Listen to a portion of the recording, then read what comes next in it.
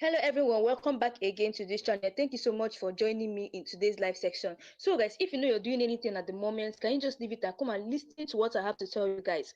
So today we're going to dissect what Prince Actor the billionaire businessman from Anambra said concerning the release of Mazi Nnamdi Kanu.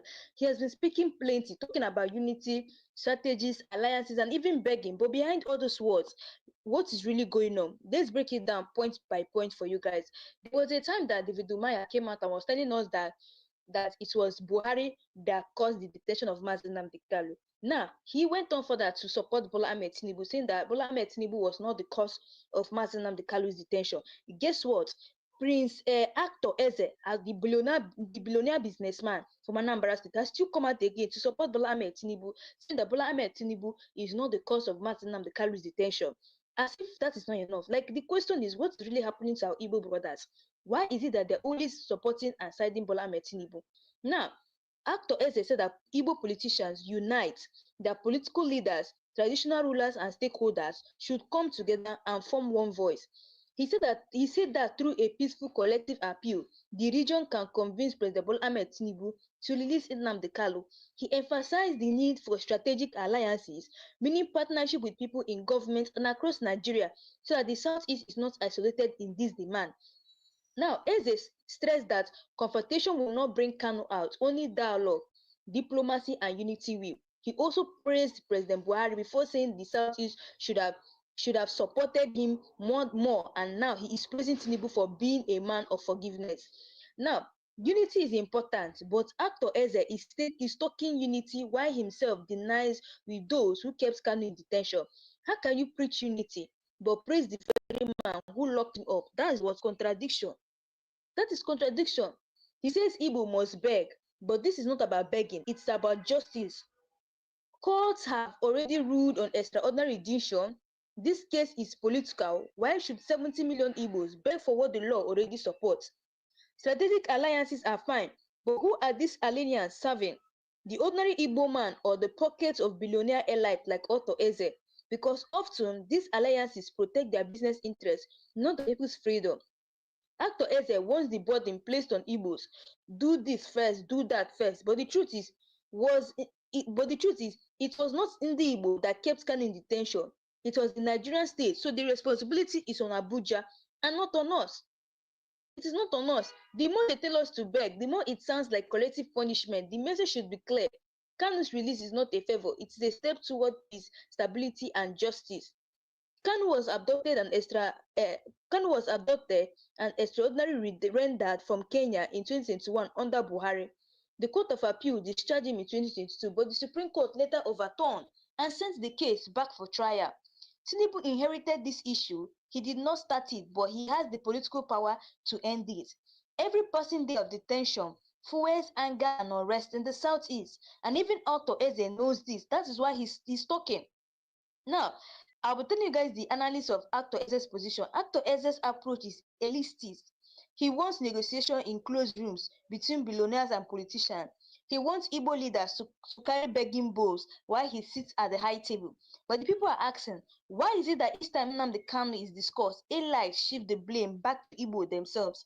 The real issue is not the Igbos. The real issue is not that Igbos are divided. The real issue is that the Nigerian government has refused to obey its own court and respect human rights. True unity should be about standing with the people, not praising those in power.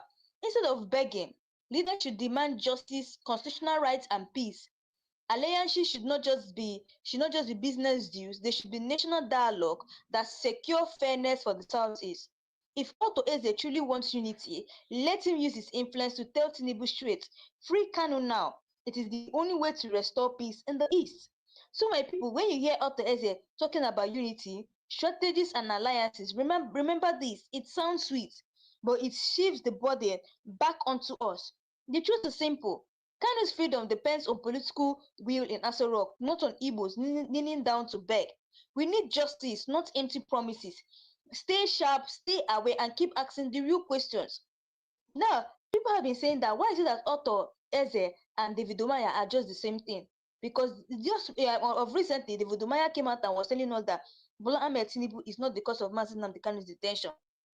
He went on further telling us that it was Buhari. Many people have been asking him that if you think it was Buhari, if you think it was if you think that it was Buhari that caused it and not Bola Ahmed Tinubu, Bola Ahmed Tinubu would have released him even when Buhari left seat. Bola Ahmed Tinubu would have also released him if he feels that he's not the one that is just keeping him in detention. Mazi Nnamdi Kanu is in his hands today because he's the president of Nigeria. All he needs to do is to release Mazi Nnamdi Kanu, but he has not. So why would David Umaya come out and say that is Bola Ahmed Tinubu is not the fault of Bola Ahmed Tinubu that Mazi Nnamdi Kanu is in detention? Now, Otto Eze is also coming out to say the same thing that David Umaya said. Like, what is even really going on in our country? What is really going on? Now, after Eze's main point, this is what he said: unity of stakeholders. Eze insists that governors, traditional rulers, and Igbo politicians must unite in one voice before Tinubu can listen. Peaceful collective appeal. He says the release of Kanu won't come through protest or confrontation, but through humble, peaceful begging. Now, he said strategic alliances. He emphasized building alliances with the ruling APC and northern politicians to avoid being politically isolated. He discourages agitation, saying IPOB and violent protests will only make Kanu's release impossible. Now, he also said he openly praised Buhari as a good man and now described Tinubu as a forgiving leader who should be given respect. He suggests that until Igbos themselves create peace in the region and speak with one voice, Kanu will remain in detention. So Dr. Eze is saying that if we don't come out and beg Bola Ahmed Tinubu, if the Igbos don't come out and come and kneel down and beg Bola Ahmed Tinubu, that Bola Ahmed Tinubu is not going to release Mazi Nnamdi Kanu, that we should all come out in one voice and kneel before him and and ask for his forgiveness. Now he went on for that, praising Buhari as a good man and even described Tinubu as a forgiving leader who should be given respect.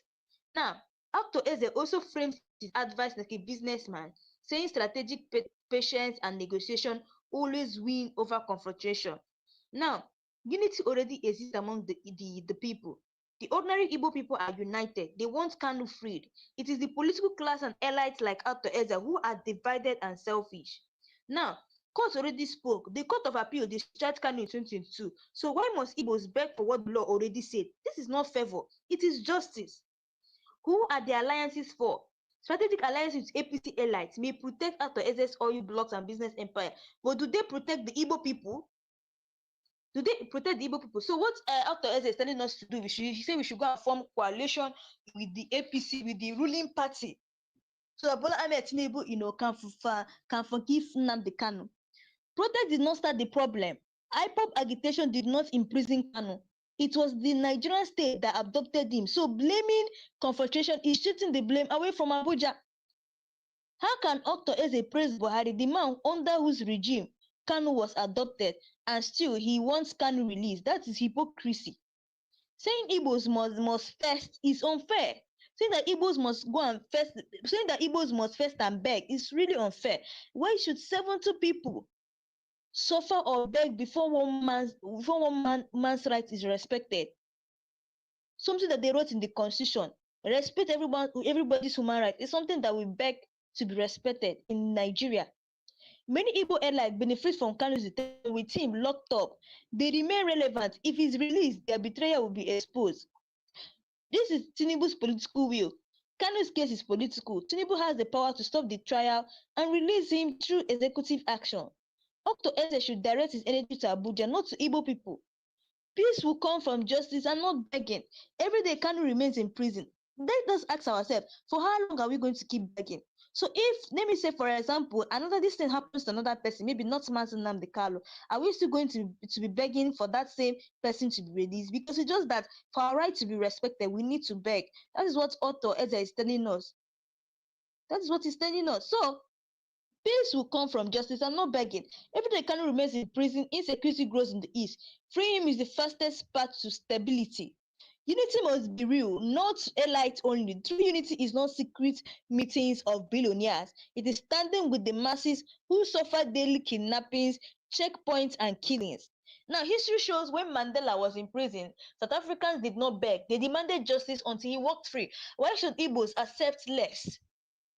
This case is not just about Kanu, it's about whether Nigeria can respect its constitution, its courts, and human rights without begging. That is it. So when Dr. Eze tells us to unite, beg, and form alliance, remember unity is good, but justice is better. Alliances are good, but truth is stronger, and begging for what is already our right is not the path to freedom.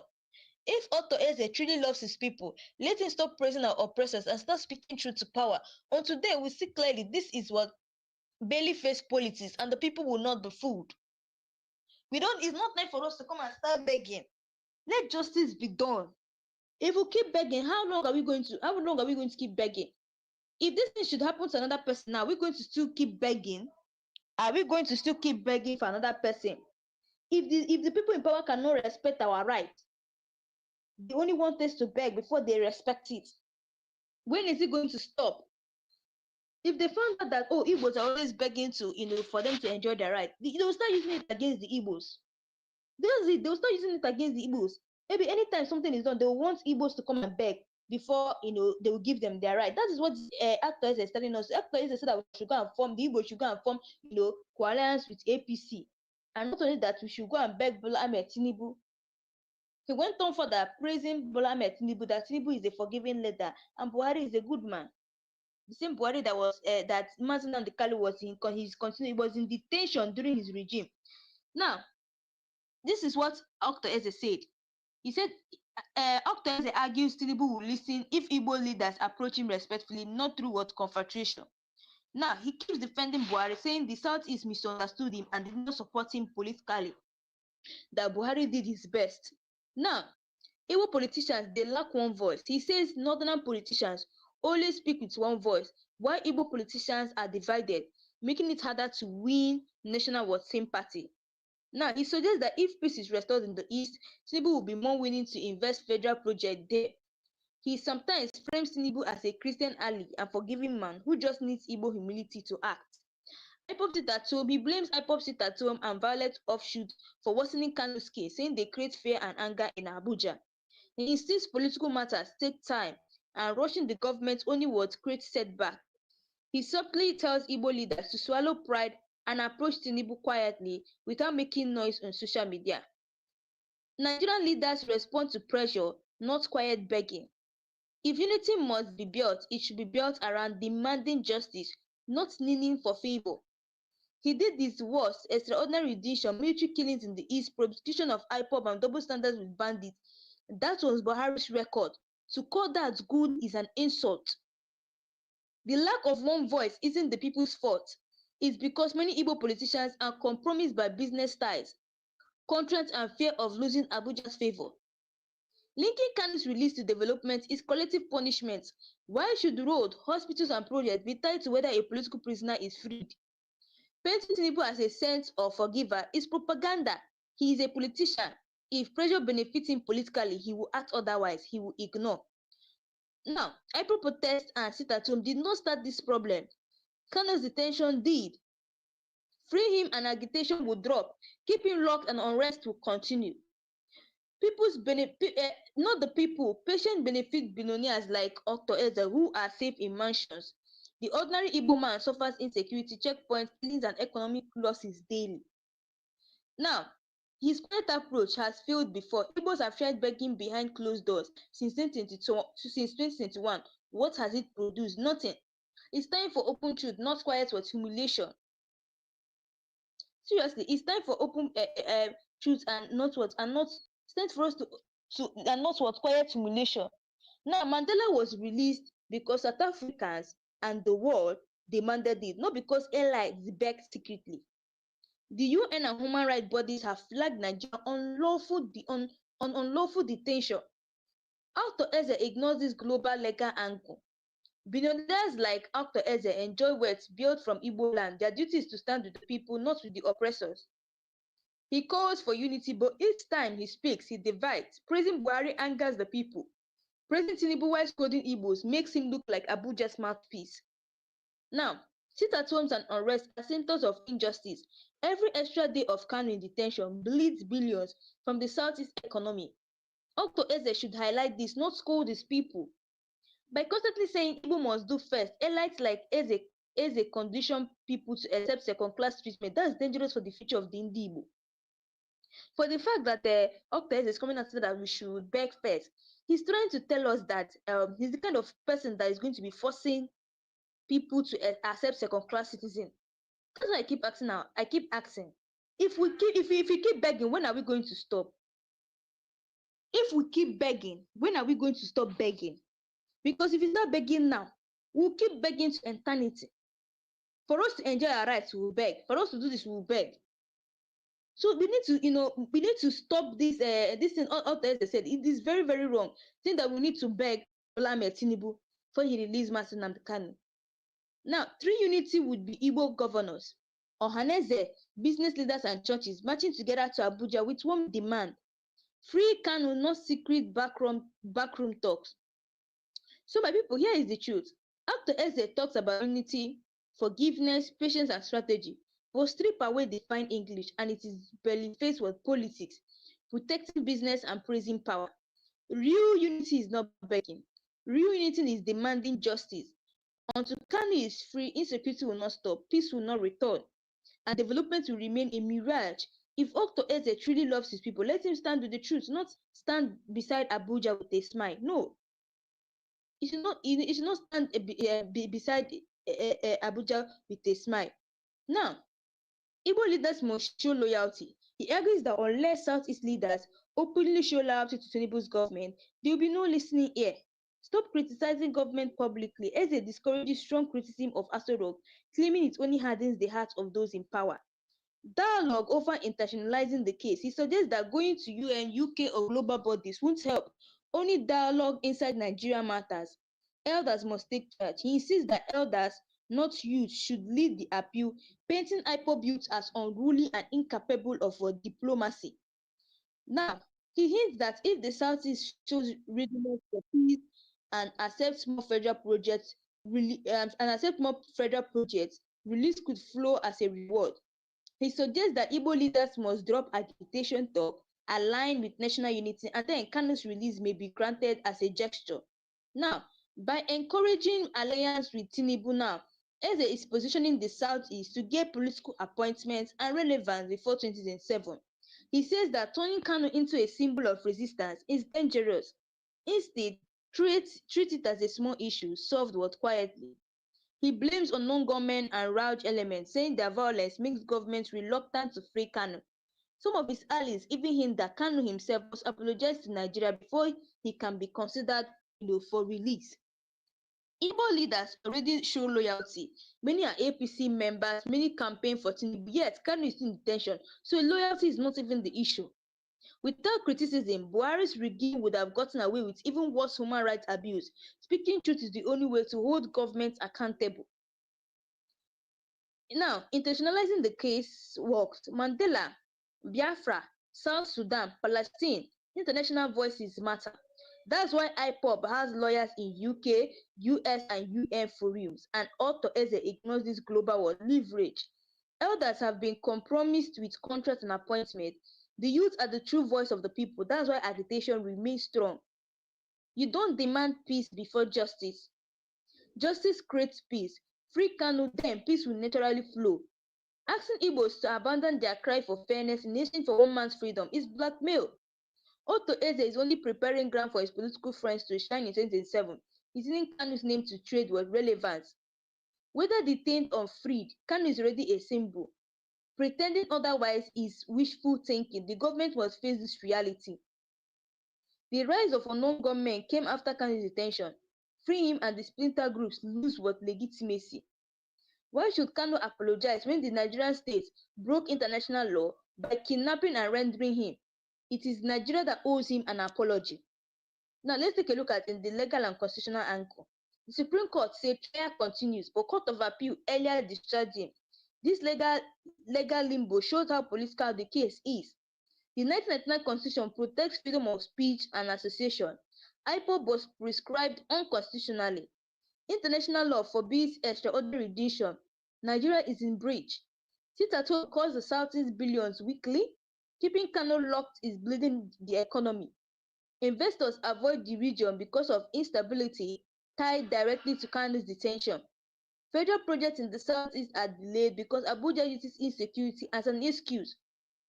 Northern elites protect their agitators like bandit herders, but Igbo agitators are punished with brutality. Otto Eze's comments about keeping Igbo politicians loyal to APC, not about justice.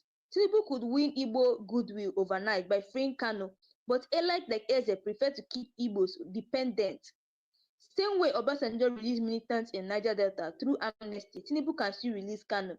During apartheid, elders who dined with the regime were called sellouts. That's how history may judge Otto Eze.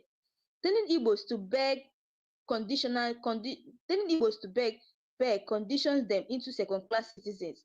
It shifts the blame from the state, which detained Kanu, to the people who are victims. It creates confusion, so people don't know who to hold accountable. My people, Octese says beg, unite, stay quiet, and form alliance. Wait for projects, show loyalty, even apologize, but strip away the fine grammar. It's a billionaire protecting his seat at the table. The truth remains, Nnamdi Kanu's case is political and not criminal. His freedom lies in justice and not begging. Until the Nigerian state faces justice, no amount of praise, loyalty, or barely face politics will bring peace to the southeast. Until they do what is right, no amount of anything that they're doing will bring peace to our southeast. Until they do what is right. Anyway, guys, please don't forget to drop your comment below. Tell me what you guys really think about this, by dropping your comment below, because we'll be taking all your questions one by one. And also, please don't forget that if you're just coming across my channel for the first time, please do to subscribe to this channel. It won't cost you anything. Please click the subscribe button and turn on the notification button to be getting all the latest news in this channel. So, guys, I want you to watch this video of what Mazi Nnamdi Kanu lawyer have to say, and I'll be right back, guys. So today I'm wearing two hats. I'm speaking on behalf of Nnamdi Kanu. I'm also speaking on my own behalf. My name is Aloy Ejimako. I'm the special counsel to Mazi Nnamdi Kanu and the indigenous people of Biafra. And I'm speaking to you from a location in Nigeria. The man, Mazi Nnamdi Kanu, is well known. He's everywhere. He's on Wikipedia. He's an internationally acclaimed freedom fighter. But there's just a few things I need to tell you about him. What brought him to limelight was the formation of the indigenous people of Biafra in the United Kingdom in 2012. Simultaneously, he also founded Radio Biafra. And these two organizations were aimed at one thing: liberation for the people of Biafra, or restoration of the former Republic of Biafra that went defunct in 1970. The right to self-determination is a right that is guaranteed internationally, domestically, and continentally. It's within the black letters of Nigerian law at Article 20 of the African Charter on Human and People's Rights. The right to self-determination is guaranteed. So the formation of IPOB did not break any law. Not laws of United Kingdom, not international law, not Nigerian law. But guess what? When Mazi Nnamdi Kanu, who was born in Nigeria, but who acquired British citizenship later on, came to Nigeria in October 2015, the government of President Muhammadu Buhari, which had come to power in May, decided to arrest him. He was not arrested between 2012 and 2015 because the government of the day at that time understood that self-determination is not a crime. But the government that came into power in 2015 in May decided that self-determination is going to be treated as a criminal activity. So he was arrested in Lagos. He was charged for treason, also for insulting the president and illegal importation of radio equipment. 3 charges. The treason one, they split it into 2, treason by himself and treason by conspiracy. This thing went on from 2015 until April 2017, when he was eventually granted bail. So he was detained for nearly 18 months. After granting him bail, he returned to his ancestral home in the southeastern part of Nigeria, and he was enjoying his bail when suddenly between 10 September and 14 September 2017, the Nigerian army, without any justification whatsoever, levied lethal, massive military operations against Mazi Nnamdi Kanu's ancestral home. That day, he was sitting at home with so many people, his family members, including his two elderly parents. The attack was lightning, it was a bleak range, it was massive, and it was not the type of an attack you will expect a national military force to levy on a civilian location. But they did. At the end of the day, 28 people lost their lives. Mazi Nnamdi Kanu sustained injuries. His parents sustained injuries as well, but somehow, by the grace of God, they all managed to escape. From there, the rest is history.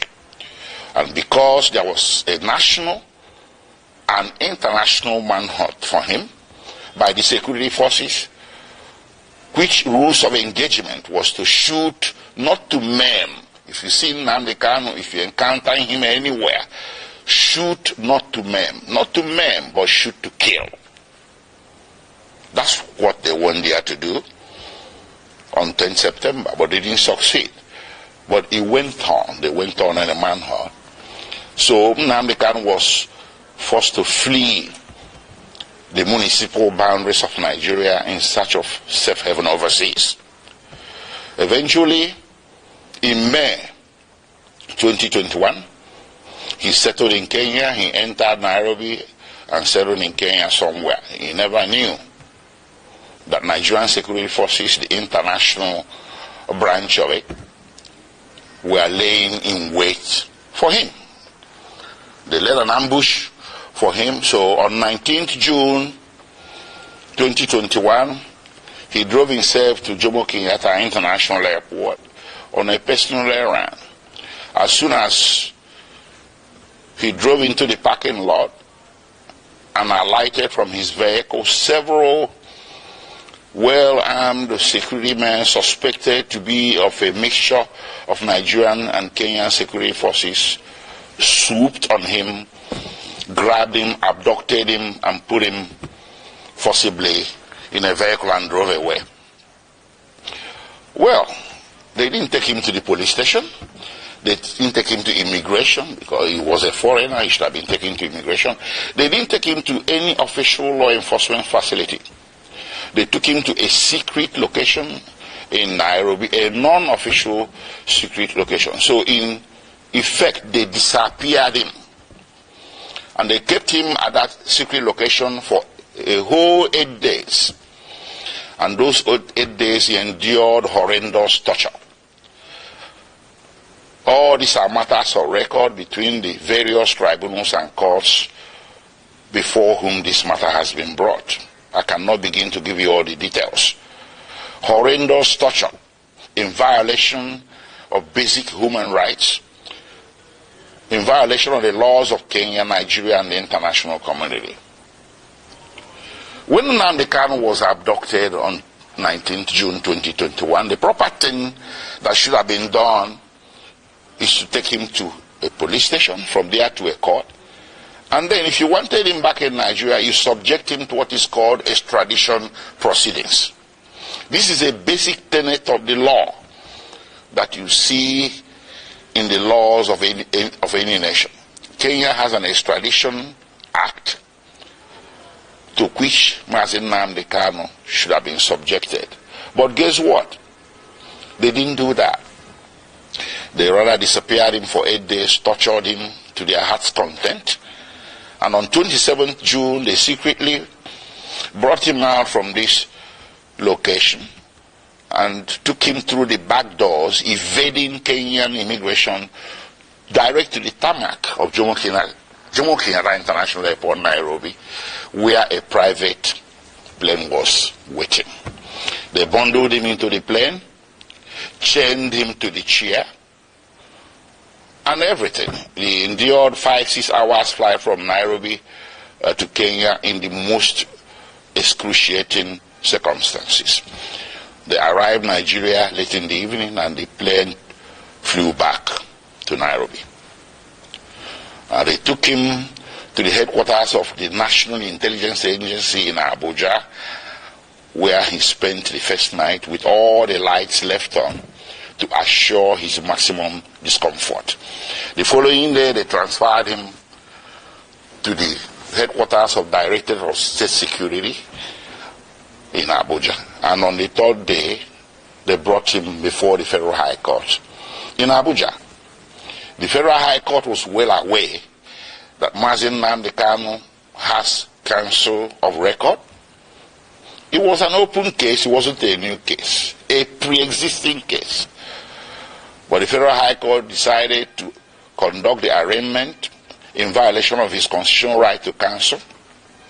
And that arraignment, anyways, taking you back a few steps, the little military invasion of 2017 was not unrequited, judicially speaking. I took the matter before two tribunals, or a tribunal and a court. First, I took it to the African Commission on Human and People's Rights, which rendered a decision in March 2018 condemning the action and calling it a violation of the African Charter. And they wrote to the President of Nigeria, they wrote a letter to the President of Nigeria requesting him or directing him. They used diplomatic language, but the decision was there that what you did is wrong, so you need to roll it back. You need to reverse everything you have done, which includes declaration of IPOB as a terrorist organization and hounding their members as criminals. The African Commission held that what Nigerian government was doing was persecution, not prosecution. That the IPOB and its members simply possess an inconvenient political opinion which the Nigerian government was seeking to suppress by means of punishment of some sort. And they asked or directed Nigerian government to reverse itself. Nigerian government never did. Rather, it escalated. Well, subsequently, I went to a local court, a high court in Abia State in eastern Nigeria. I sued the Federal Republic of Nigeria, the Nigerian Army, and other parties who were confederates in that attack of September 2017. And in January 2022, fortunately for us, we won. The High Court made an order. The High Court reached a judgment that what happened to Nnamdi Kanu in September 2017 was a flagrant violation of his constitutional right to life and constitutional right to his privacy. And the court proceeded to make an order ordering the federal government of Nigeria or Federal Republic of Nigeria to pay him a compensation of 1 billion Nigerian naira, which is over $1 million US. The court also ordered the Federal Republic of Nigeria and the President of Nigeria to issue a public apology to be published in 3 national Nigerian newspapers to Mazin Nnamdi Kanu. None of this has happened. So we kept that aside. So when they brought Mazin Nnamdi Kanu forcibly from Kenya without extradition proceedings, I characterized it an act of extraordinary rendition. Initially, there was a misunderstanding, a broad, widespread misunderstanding by vast majorities of Nigerians who were mouthing the cliche, Mazin Nnamdi Kanu extradited from Kenya. No, that was wrong. It wasn't. I told people it wasn't. It was extraordinarily renditioned or rendered, and that is against international law, Kenyan law, and laws of the Federation of Nigeria. So while his criminal trial was making its way slowly at Abuja, with all the several amendments the government was bringing, they walked away from treasonable felony, insulting the president, importation of radio equipment, and bam, to terrorism. That's how it happened. And they did this 7 times. 7 amendments. If Nnamdi Kanu was guilty, why is it taking so long to bring him to trial between 2015 and today. That is 8 years. So what he's undergoing is not really a judicial trial. It's a trial by ordeal, trial by fire, imprisonment before conviction. They just want to get as many years of jail time out of him as possible, because they know that with the evidence available, conviction will be impossible. And that was made worse by the extraordinary rendition, which I took also as a civil violation to a federal high court in Nigeria. And in October 2022, the federal high court came down with a judgment that extraordinary rendition was a violation of his constitutional rights, his fundamental rights, and they awarded him 500 million Nigerian naira. That's about $800,000. So all around, everywhere that this matter has gone to, including in July 2022, before the Human Rights Council at the United Nations, the Human Rights Council, United Nations, came down with an opinion that what happened to Mazi Nnamdi Kanu in Kenya and that brought him to Nigeria is a very grave violation of international law. And they directed that he should be released unconditionally. And of course, the Court of Appeal in Nigeria did come down with a similar judgment in same October 2022, discharging Mazi Nnamdi Kanu of all charges and bearing any further trial of his person in any court in Nigeria as a consequence, as a direct consequence of the extraordinary rendition. So what more can you ask for a man to deserve his freedom? How many have I counted? United Nations, which in this case should be considered a world court.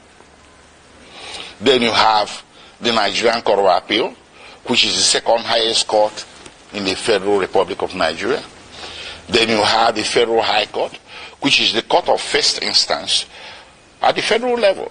And of course, you have the State High Court that awarded him 1 billion Nigerian naira. So between 2015 and today, 8 years and running, Mazi Nnamdi Kanu has snagged 4 major victories against the Federal Republic of Nigeria, with Federal Republic of Nigeria winning nothing. What more do you need as stark evidence, affirmative evidence that what is happening here, ladies and gentlemen, is an act of persecution, not prosecution? It's time to end it. On his behalf, I will ask all men and women of goodwill everywhere in the world to speak up. There was this saying about Jews. When they came for the Jew, you said nothing. When they came for the Jew, you said nothing because you're a trade unionist. Then when they came for the trade unionist, you say, well, I'm a scientist. You said nothing. They took the Jew, they took the trade unionist. And then when they came for the scientists, nobody spoke for you. Mazi Nnamdi Kanu is a poster boy for all the injustices that a great race, the Igbo people, and their cousins in the former eastern Nigeria have been subjected to since the founding of Nigeria. These injustices became more public because since 2015 they have been escalated. So how do you fight back? You fight back by telling the system, I want out. I want my own country is not a crime. It does not require a bullet. It doesn't require muscular military law enforcement. What it requires is sitting across the table and talking about it. A lot of nations have been founded on referendum. That's what Mazen Nnamdi Kanu and the Indigenous people of Biafra were asking for. That led to all this conundrum, to all this saga. When the president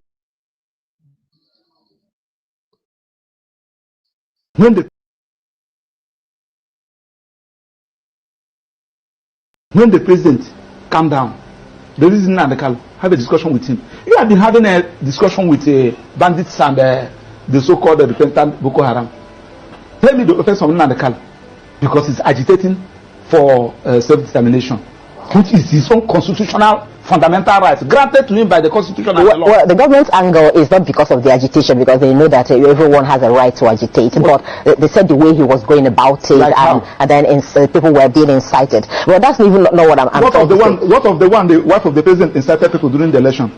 The wife of the president, he incited people that Igbo should go.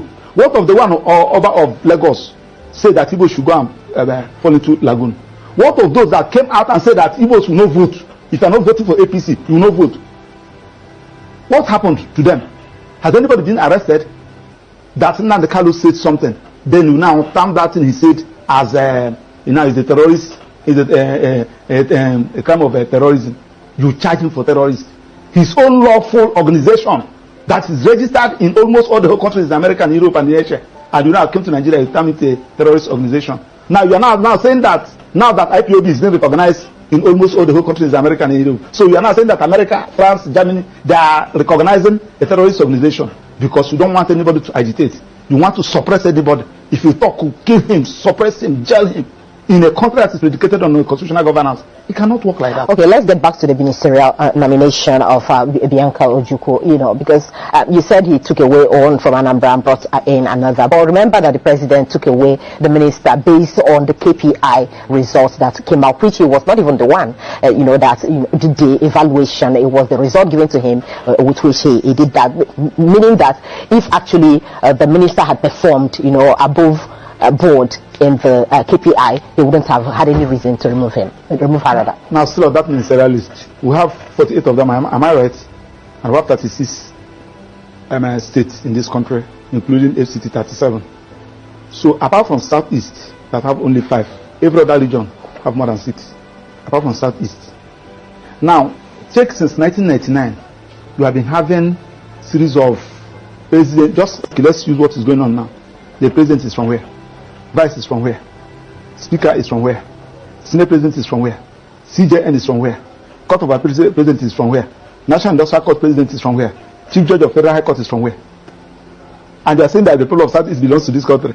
Are you sure Max, are you sure you're not? I mean, it's just like what I said too. I mean, isn't it time we started to be less sentimental about this diversity? We have to apply it now. We are saying that the only people that are qualified to hold on this position, nobody from South is qualified.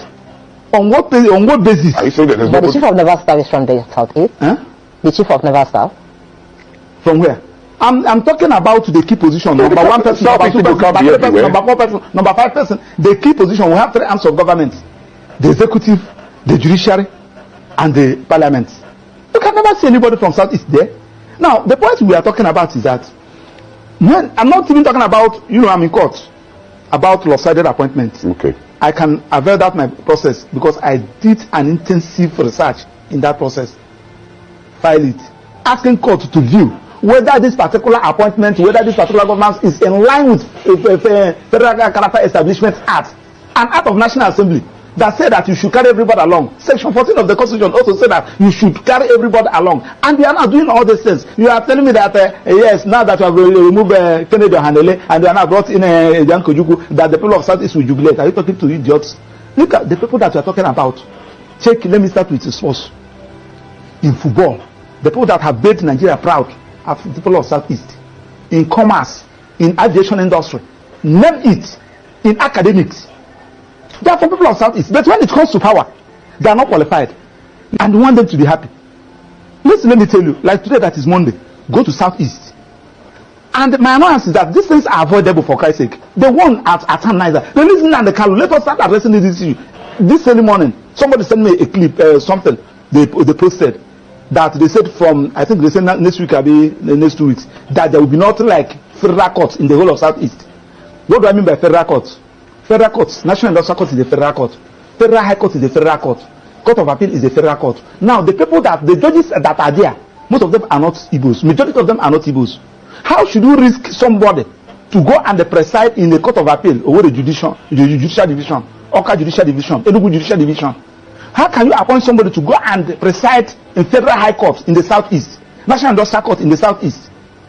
And you are not even thinking about all this, and the judges are not even thinking about So the point we are talking about is that when there is a problem, look for a solution.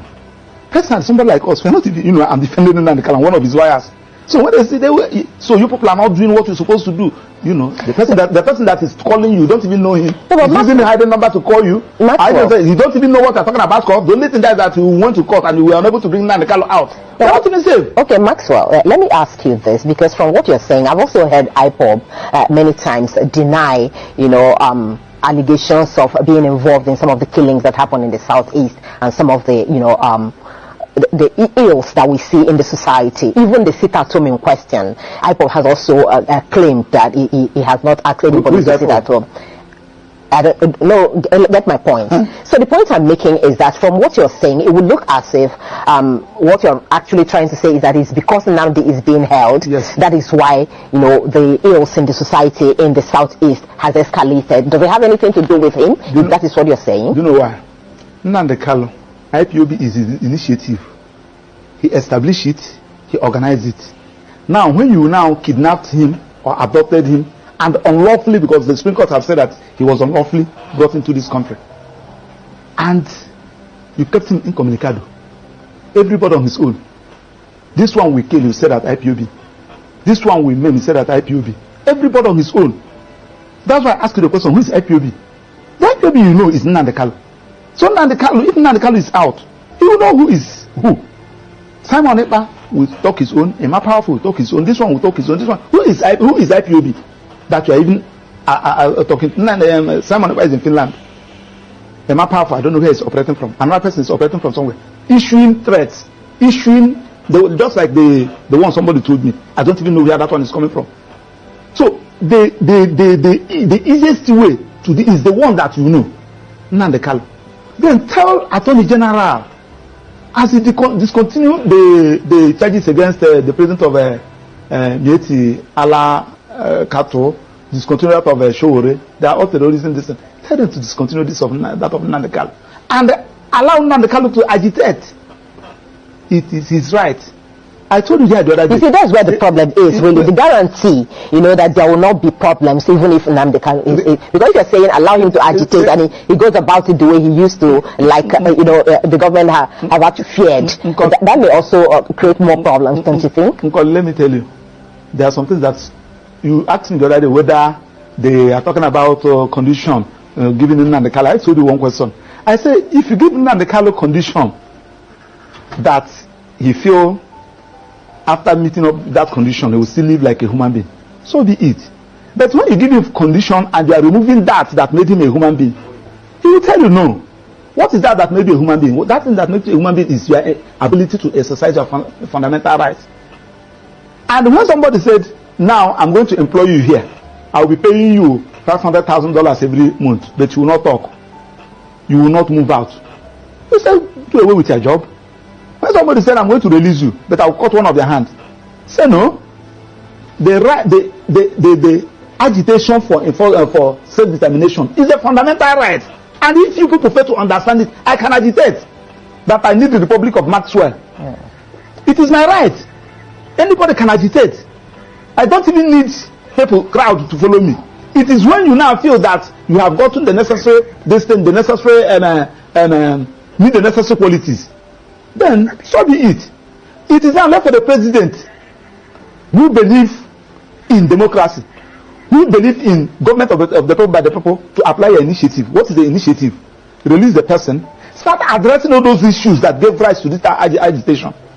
It has been there. Uwazuke was agitating during Obasanjo. A lot of people were agitating. So now that you have arrested, you come down Uwazuke that time. Nnamdi Kanu came up. Now that you have arrested Nnamdi Kanu, someone is there. I think this data from Ned Nwoko was telling you that even if you arrest Simon Ekpa today, another Simon Ekpa will come out. So the issue there is that address all those issues. Right. So for you, it's not about ministerial appointment. No. That one. Okay, that one is the.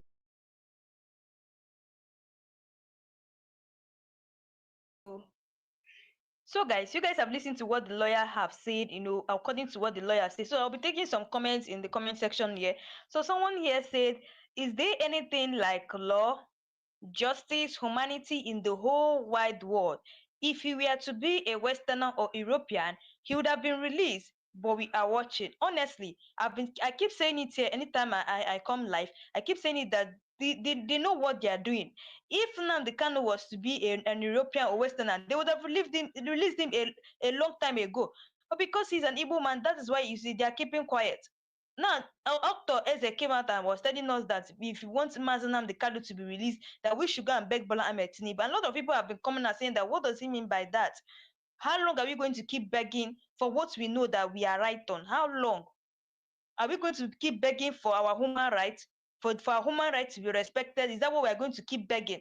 Now, what Otto Eze is suggesting that, he portrays IPOB youth as uncontrollable, saying elders must speak for the region. He implies that without Abuja's blessing, no amount of protest will matter. And now he's saying that he said we should respect Tinubu first. He suggests showing public respect to Tinubu before even raising Kanu's issue.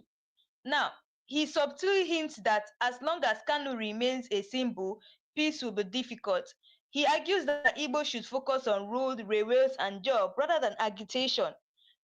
Actor Eze frowns at IPOB lobbying abroad, claim it spoils Nigerians' image. He paints Tinubu as a reformer who just needs a chance to prove himself. He said that Tinubu is a forgiving man and Buhari is a good man. He says Igbos betrayed themselves by not supporting each other, especially politically. He downplays Kanu's detention, saying it shouldn't overshadow bigger issues like economy and security. He frames Kanu's freedom as something to be earned through obedience and loyalty. Now, Igbo youths have carried the struggle when elders failed. Calling them radical is dismissing their sacrifice. Abuja listens when there's international pressure, economic disruption, and political cost, not when elites beg secretly. Where must Igbos first respect? I don't know. Tinubu before. Where was Igbos first respect Tinubu before demanding justice? A president is elected to serve all Nigerians and not to be worshipped. His detention is the unrest in the East began because he was detained. His freedom is the solution and not the problem. Roads and projects mean nothing if people live under checkpoint, fear and killings. Nigeria only listens when global shame comes. That's why IPO's foreign lobby is effective. Tinubu inherited the problem. If he's truly different from Buhari, let him prove it by freeing Kanu. David Umaya has come out to say his own that Tinubu is so different from Buhari. Now, after Eze, the Anambra billionaire, has also come out to say his own that Tinubu is different from Buhari. Then, if he's really different from Buhari, why don't he just go ahead and release Mazen Nnamdi Kanu? Let's know that he's totally different. Now, ordinary Igbo support each other strongly. It is the billionaires and politicians who sell out for contracts. His detention fuels insecurity, sit at home, killings, and economic collapse in the East. That's not small, that is central. Human rights are not gifts from politicians, they are constitutional rights. And we should not beg for our constitutional rights. It's our right. It's our right to speak, it's our right to move, it's our right to fair hearing. But still, these people want us to beg on the constitutional right. That is what they want us to do. In South Africa, I'll be giving you guys historical comparisons with what I'm saying. In South Africa, elites who downplayed Mandela's detention were later called collaborators. In northern Nigeria, bandit leaders and Boko Haram fighters were forgiven, reintegrated without their people begging. Then why should Igbos beg? Niger Delta militants got amnesty, oil contracts, and integration because the elites demanded and not that they begged. Every time Igbo elites beg,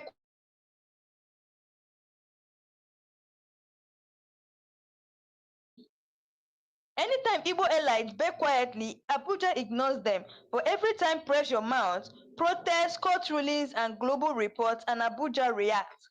Dr. Eze's message is less about Kanu and more about keeping Igbos loyal to Tinubu's APC, especially before 2027. Now, sit at home causes losses in billions every Monday. Freeing Kanu is the easiest economic recovery plan for the Southeast. Investors avoid Igbo land because of uncertainty tied to Kanu's detention. Releasing him would restore more confidence. Repeating Igbos must beg is a psychological trick to make Igbo accept second-class treatment. It shifts blame from the government, which is the jailer, to the victims, which are the Igbos. That is what they're trying to do. It creates confusion, so people attack each other instead of holding Abuja accountable. The UN Working Group on Arbitrary Detention has already flagged Kanu's detention as unlawful. The world recognizes extraordinary detention as a crime. By ignoring this, Dr. Eze welcomes the Igbo case internationally. My people, Dr. Eze says, respect Tinubu, beg, form alliance, drop agitation, forget international campaign, and focus on rules. But when you strip it down, it is a billionaire protecting his seats at Abuja's table. The truth is simple. Nnamdi Kanu's freedom is a right, not a reward. His detention is the cause of an arrest, not the solution. Until justice is done, no amount of praise, no belly-faced politicians, no alliance for Contra will bring peace to the Southeast. If Otto Eze truly loves his people, let him stop praising oppressors and start demanding for their freedom. Loudly, clearly, and without compromise. You start demanding, if Otto Eze really loves Igbo, you should stop praising these oppressors, the jailers. He's not making it look like the jailers are the victims, and we that the Igbos are innocent and not the one that are causing the problem. That is what Dr. Eze is making this matter look like, and it's not supposed to be so. No, it's not supposed to be so at all. So Kanu's struggle is personal. Dr. Eze, he makes it seem like Kanu is just fighting for himself, not for millions of Igbo. He frames the release as something to be negotiated only if Igbos first obey Nigerians' rule. He indirectly pushes the narrative that Kanu should denounce agitation before freedom. He suggests that political and business elites should tame the youth. He ties Igbo political future to behavior, saying Kanu's release will come if Igbos behave well. He simply wants that Kanu's release could cause chaos, so better to delay. He paints Kanu's possible release as Tinubu's benevolence, not justice. He ignores that courts have already discharged Kanu, implying that only politicians matter. He shifts all responsibility onto Igbo instead of Tinubu, who holds them. His call for unity is not real unity, but unity in silence, obedience, and conformity. Now, Kanu represents millions. Kanu is not fighting for himself. His voice amplified the cry of 70 million Igbos ignored since the war. Obedience before justice is slavery. Justice must come before obedience. No people obey their way into freedom. Renouncing IPOB is renouncing identity. Forcing Kanu to denounce IPOB is like asking Mandela to denounce NNC before release. So elites cannot control reality. Even if elites command silence, the masses hunger, killings, and insecurity will keep fueling what agitation.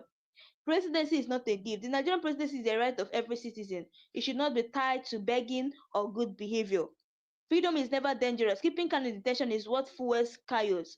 His freedom would restore calm, as seen whenever court granted him bail.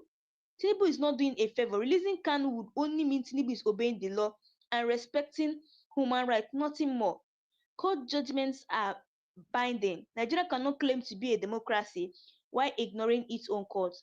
The burden is in Abuja. The man who holds the key to DSS custody is not in Onitsha or Owerri. He's in Aso Rock. Unity should mean justice, not silence. True unity means collective demand for fairness and not collective silence under oppression. Let's take a look at it in the religious angle. Churches across the East pray weekly for Kanu's release. Why should prayers go up while billionaires preach surrender?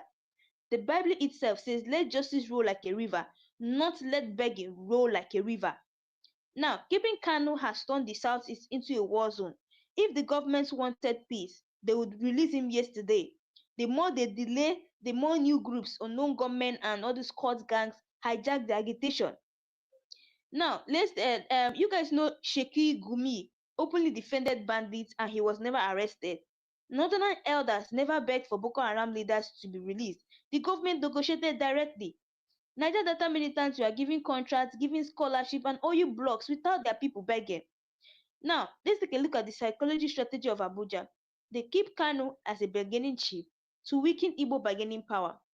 Elites like Otto Eze repeat Abuja's message so that the Igbos accept weakness as normal.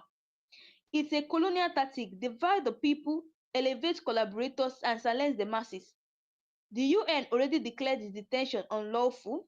Amnesty International continues to document abuses in the southeast tied to his case. Every day Kanu is held, Nigeria's human rights reputation worsens abroad. Now, Auto also want us to think Nnamdi Kalu's freedom is a price for obedience. But let me tell you, my people, his detention is the wound, his release is the healing. No one begged for Niger Delta militants. No one begged for Boko Haram commanders. No one begged for northern bandits. But now they want Igbos to beg for justice. This is not about begging. This is about rights, law, and dignity. Auto Eze is speaking the language of the palace. But Nnamdi Kanu speaks the language of the people, and in history, it is always the people's language that prevails. Anyway, guys, that's all we have for today. Let me know your thoughts below. And also, if you know you're new to this channel, please don't forget to click the subscribe button, like and share, and turn on the notification bell to be getting all the latest news in this channel. And don't forget that Mazi Nnamdi Kanu will be coming to court on the 10th October 2025, and I'll be giving you guys latest update about Mazi Nnamdi Kanu and everything about him, because normally we use this platform to agitate for the release of Mazi Nnamdi Kanu and to tell the federal government that he's innocent and this man really needs to be released now. So guys, if you know you're also coming across my channel for the first time, please do well to subscribe to this channel. Please, it won't cost you anything, so please subscribe to this channel. And also thanks for watching, and see you guys again in my next live section.